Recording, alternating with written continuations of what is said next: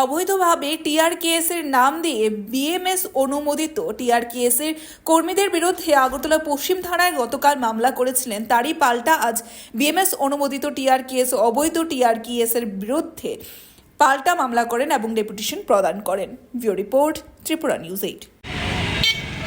গতকালকে আমরা social media মারফত এবং আজকে স্থানীয় কিছু সংবাদপত্রে দেখতে পেলাম যে ত্রিপুরা রাজ্য কর্মচারী সংঘের সাধারণ সম্পাদক এবং বিএমএসের প্রদেশ সম্পাদক তথা ত্রিপুরা রাজ্য কর্মচারী সংঘের সদস্য এবং আমার বিরুদ্ধে একটা এফআইআর দায়ের করা হয়েছে। তো এর জন্য আমরা এখানে খোঁজখবর নিতে এসেছি। আপনারা সবাই অবগত আছেন, বিভিন্ন সময়ে শুনেছেন, এর মধ্যে দু একটা প্রেস মিটও গেছে। তো যেটা আমরা দেখলাম যে ত্রিপুরা রাজ্য কর্মচারীর সঙ্গে 13-14 তারিখ, এই মাসের 13-14 তারিখ যে কনফারেন্স হতে চলেছে সেটাকে কেন্দ্র করে টিআরকেএসেরই কতিপয় সদস্য, অল্প কয়েকজন, তারা বিভিন্ন জায়গাতে কুৎসা রটনা করছে ত্রিপুরা রাজ্য কর্মচারী সংঘের নাম। গত কিছুদিন আগে 20/6/2024 তারিখে ওনারা কয়েকজন মিলে একটা কমিটি গঠন করে বলছে যে টিআরকেএসের কমিটি রিসাবলিং হয়েছে। ত্রিপুরা রাজ্য কর্মচারী সংঘের রাজ্য প্রভারী হিসেবে আমি বলছি এটা সম্পূর্ণ অবৈধ। তার কারণ রাষ্ট্রীয় রাজ্য কর্মচারী সংঘের কনসেন্ট নিয়ে করা হয়েছে। এটা বলা হয়েছে রাষ্ট্রীয় রাজ্য কর্মচারী মহাসংঘ থেকে এটাকে অলরেডি অবৈধ ঘোষণা করে চিঠি পাঠিয়ে দেওয়া হয়েছে। সেই চিঠির কপিও আপনাদেরকে আমরা ওই দিন দিয়েছিলাম। তো ওনারা এসে বিভিন্ন অভাব অভিযোগ করছেন আর এখানে থানাতে একটা এফআইআর দায়ের করেছেন যে টিআরকেএস বিভিন্ন জায়গাতে চাঁদাবাজি করছে।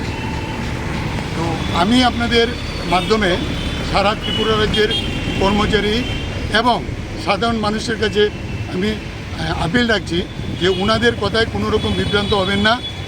যে কোনো সংগঠন পরিচালনা করার জন্য, সংগঠনের সম্মেলন করার জন্য কিছু না কিছু চাঁদা তুলতে হয়।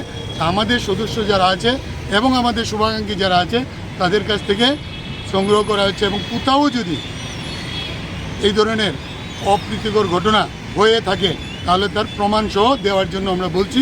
যারা করছে ত্রিপুরা রাজ্য কর্মচারী সংঘ তার বিরুদ্ধে ব্যবস্থা নেবে। না, ওখানে মূল কার সংগঠনটা কার? মূল সংগঠনটা কার? আপনাদের না তারা? না, তারাও তো বলছে তারা। না, তারার বলতে কোনো কিছু নেই।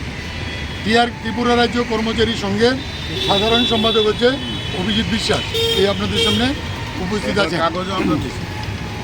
আর নিয়ম অনুযায়ী ত্রিপুরা রাজ্য কর্মচারী সংঘের বা বিএমএসের বিভিন্ন বিএমএস তো এফিলিয়েটেড লাগে আপনাদের। বিএমএসের তো এফিলিয়েট ত্রিপুরা রাজ্য কর্মচারী সংঘ আছে। তারা তো বলছে তার কাছে আছে কাগজপত্র। আচ্ছা, কাগজপত্র তাদের কাছে কি আছে আমরা জানি না। আমাদের কাছে কি আছে না আছে বা মহাসংঘ থেকে কি বলা হয়েছে সেগুলি সম্পর্কে আমরা বিস্তারিত এখানেও বলেছি। গতদিন যখন প্রেস কনফারেন্স ছিল আপনাদের কাছেও বলেছি, কিছু এভিডেন্স আমরা দিয়েছি। তাহলে পড়লে আবার দেবো। তাহলে তারা যে অভিযোগটা করছে এবং তারা যে আপনাদের বিরুদ্ধে অভিযোগ জানিয়ে গেছে থানাতে, তারা মানে কমিটিটা অবৈধ? তারা কমিটি অবৈধ রাষ্ট্রীয় রাজ্য কর্মচারী মহাসংঘ থেকে বলে দেওয়া হয়েছে। আর রাষ্ট্রীয় রাজ্য কর্মচারী সঙ্গে মহাসংঘের সর্বভারতীয় সহসভাপতি এবং ত্রিপুরার ইনচার্জ হিসেবে আমিও বলছি সেটা অবৈধ। এখন আপনারা চিন্তা করুন যে কারা সঠিক বলছে। এই যে সামনে কনফারেন্স, এটা কার, আপনাদের না ওনাদের? ওনাদের বলতে কোনো না, টিআরকেএসের কনফারেন্স। তারা কি আপনাদের সঙ্গে আছে? তারা আমাদের সঙ্গে ছিল, এখন নাই। কিন্তু তাদের অনুশাসনহীনতার জন্য ত্রিপুরা রাজ্য কর্মচারী সংঘ তাদের বিরুদ্ধে সাংগঠনিক ব্যবস্থা নেয়। আচ্ছা, এমনি আপনাদের ইয়েতে আছে, মানে সভ্যপদ আছে? এখন পর্যন্ত আছে এবং সেটার ব্যাপার আমরা নিশ্চয়ই টিআরকেএস যে সিদ্ধান্ত নেবে সেই সিদ্ধান্তই রাষ্ট্রীয় রাজ্য কর্মচারী মহাসংঘের মানে পক্ষ থেকে ত্রিপুরার প্রভারী হিসেবে যেহেতু আমাকে নিযুক্ত করা হয়েছে, আমার পরিষ্কার বক্তব্য রাষ্ট্রীয় রাজ্য কর্মচারী মহাসংঘ থেকে তাদের যে কমিটি সেটাকে অবৈধ ঘোষণা করা হয়েছে। আচ্ছা, আপনারা কি তার বিরুদ্ধে কোনো ধরনের থানায় এফআইআর করবেন? তারা যেহেতু আমাদের বিরুদ্ধে এফআইআর করেছে তা জানান দেওয়ার জন্য আমরা এসেছি। এবং ত্রিপুরা রাজ্য কর্মচারী সংঘের পক্ষ থেকে একটা এফআইআর এখানে করা হয়।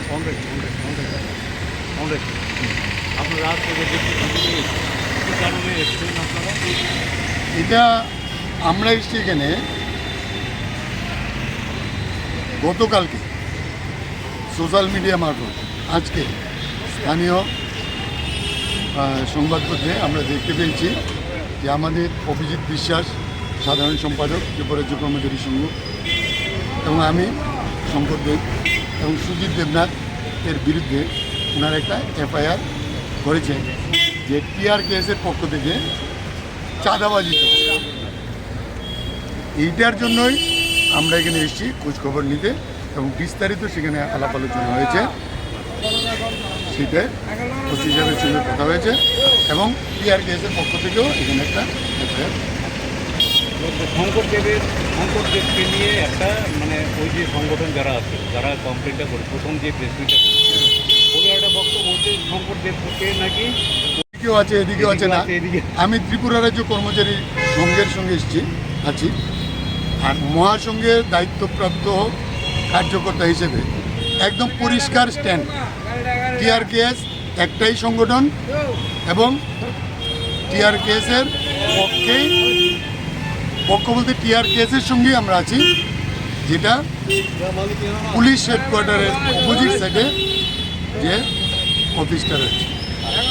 এটা তো টিআরকেএস যেটা এই সংগঠনটা আপনাদের যে সংগঠনটা এটা হলো বৈধ, আর যেটা যারা ওদিন প্রেসমিট করলো ওরা অবৈধ।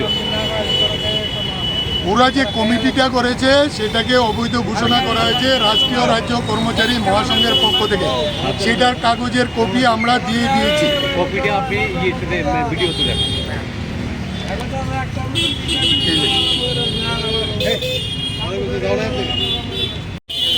ত্রিপুরা রাজ্য কর্মচারী সংঘের পক্ষ থেকে সমস্ত সাংবাদিক বন্ধুদের কাছে আপিল রাখছি, আপনারা ত্রিপুরা রাজ্য কর্মচারী সংঘ সম্পর্কে কতিপয় লোক বা কতিপয় সদস্য যে ধরনের কুৎসা রটনা করছে তার সত্য উদ্ঘাটন করে আপনারা প্রকাশ করুন।